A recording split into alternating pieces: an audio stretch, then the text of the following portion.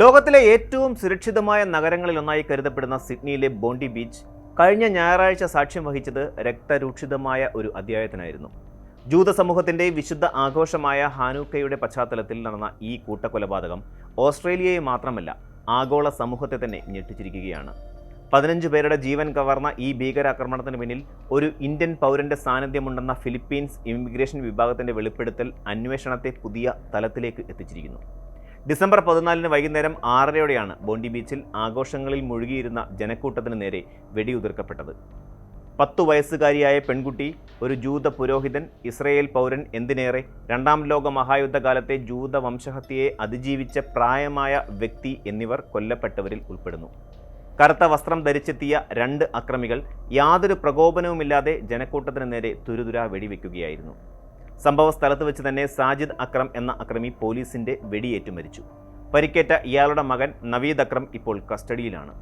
അക്രമികൾ ഉപയോഗിച്ച വാഹനങ്ങളിൽ നിന്നും ISIS കൊടികൾ കണ്ടെടുത്തത് ഇത് ആസൂത്രിതമായ ഒരു ജിഹാദി ഭീകരാക്രമണമാണെന്ന സൂചനകൾ ബലപ്പെടുത്തുന്നു. ഏകദേശം 30 വർഷത്തിനിടയിൽ ഓസ്ട്രേലിയയെ കണ്ട ഏറ്റവും വലിയ കൂട്ടക്കൊലയാണിത്. ഈ കേസിൽ ഏറ്റവും നിർണായകമായ വെളിപ്പെടുത്തൽ പുറത്തു വന്നിരിക്കുന്നത് ഫിലിപ്പീൻസിൽ നിന്നാണ്.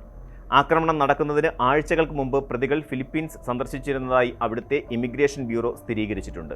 നവംബർ 1 സിഡ്നിയിൽ നിന്നും മനിലയിലേക്കും അവിടെ നിന്ന് ദവോയിലേക്കും ഇവർ യാത്ര ചെയ്തു.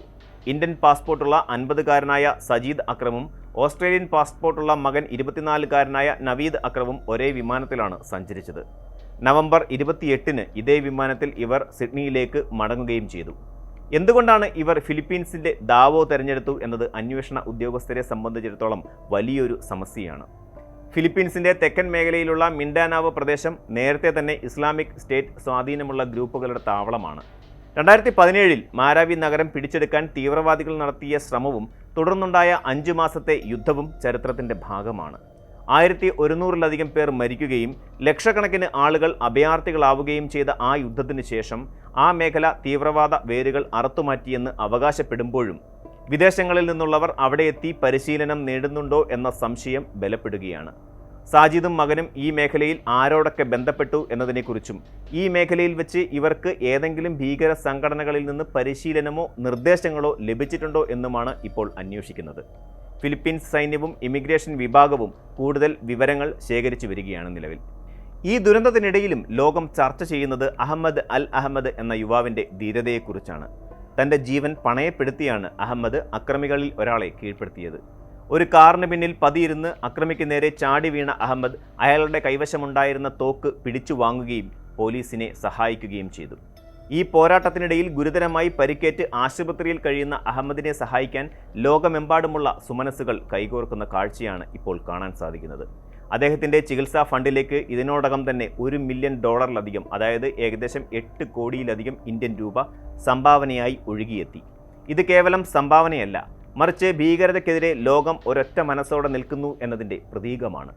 ഒരക്രമി മുസ്ലിം നാമധാരി ആയിരിക്കുമ്പോൾ തന്നെ അതേ മതവിഭാഗത്തിൽപ്പെട്ട മറ്റൊരു യുവാവ് സ്വന്തം ജീവൻ നൽകിയും നിരപരാധികളെ രക്ഷിക്കാൻ മുന്നിട്ടിറങ്ങിയത് വർഗീയതയ്ക്കെതിരായുള്ള വലിയൊരു സന്ദേശമായി മാറിക്കഴിഞ്ഞു.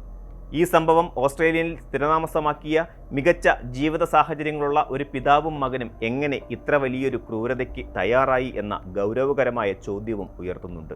യുവാക്കൾക്കിടയിൽ ഓൺലൈൻ വഴിയോ അല്ലാതെയോ നടക്കുന്ന തീവ്രവാദ സ്വാധീനം വലിയ ഭീഷണിയാണ്. കൂടാതെ ഫിലിപ്പീൻസിലെ സംശയാസ്പദമായ മേഖലകൾ സന്ദർശിച്ച് മടങ്ങിവന്ന ഇവരെ നിരീക്ഷിക്കുന്നതിൽ സുരക്ഷാ ഏജൻസികൾക്ക് വീഴ്ച പറ്റിയോ എന്നതും പരിശോധിക്കപ്പെടേണ്ടതുണ്ട്. പ്രതികളിൽ ഒരാൾ ഇന്ത്യൻ പൗരനാണെന്നത് ഇന്ത്യയെ സംബന്ധിച്ചും ആശങ്കാജനകമാണ്. കാരണം വിദേശ രാജ്യങ്ങളിൽ കഴിയുന്നവർ ഇത്തരം ആശയങ്ങളിൽ അകപ്പെടുന്നത് രാജ്യത്തിൻ്റെ പ്രതിച്ഛായയെ തന്നെ ബാധിച്ചേക്കാം. സിഡ്നിയിലെ ബോണ്ടി ബീച്ചിലുണ്ടായ ഈ രക്തച്ചൊരിച്ചിൽ കേവലം ഒരു ക്രമസമാധാന പ്രശ്നമല്ല, മറിച്ച് അത് ആഗോളതലത്തിൽ പടരുന്ന അസഹിഷ്ണുതയുടെയും ഭീകരവാദത്തിൻ്റെയും പ്രകടമായ ലക്ഷണമാണ്. അന്വേഷണം പുരോഗമിക്കുമ്പോൾ കൂടുതൽ ഞെട്ടിക്കുന്ന വിവരങ്ങൾ പുറത്തു വന്നേക്കാം.